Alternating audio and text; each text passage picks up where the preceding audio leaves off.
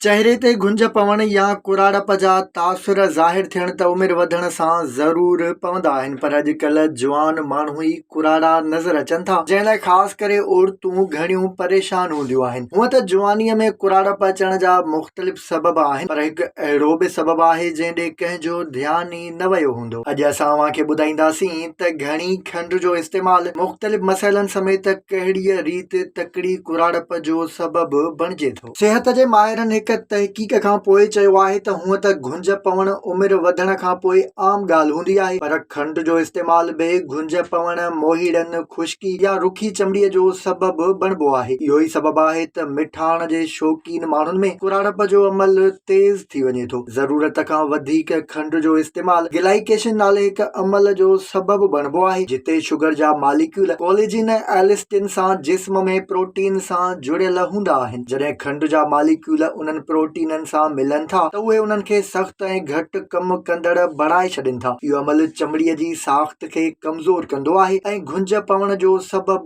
बणिजे थो। ईअं खणी चइजे त वक़्त खां अॻु कुराड़प अची वञे थी। घुर्ज खां वधीक खंड जो इस्तेमाल जिस्म में वर्म खे वधाईंदो आहे, जंहिंजे करे चमड़ी ते मोहीड़ा ऐं दाग धब्बा वधी वेंदा आहिनि, जंहिंसां चमड़ीअ ते बैक्टीरियाज़ जो तादाद बि वधी वञे थो, जेको चमड़ीअ जे मसइलनि खे पैदा कंदो आहे। इहा त सभु कंहिंखे ख़बर हूंदी त घणी खंड जो इस्तेमाल ब्लड शुगर जी सतह में तेज़ीअ सां वाधि कंदो आहे ऐं इंसुलिन ठहण जो अमल वधी वञे थो। इंसुलिन ठहण जे करे गुदूद घणो सणभ ठाहींदा आहिनि, जेके चमड़ीअ खे बंदि करे छॾनि था, जंहिंसां चमड़ी रुखी थी वञे थी ऐं जवानीअ में बि कुराड़प जो असर ज़ाहिर थिए थो।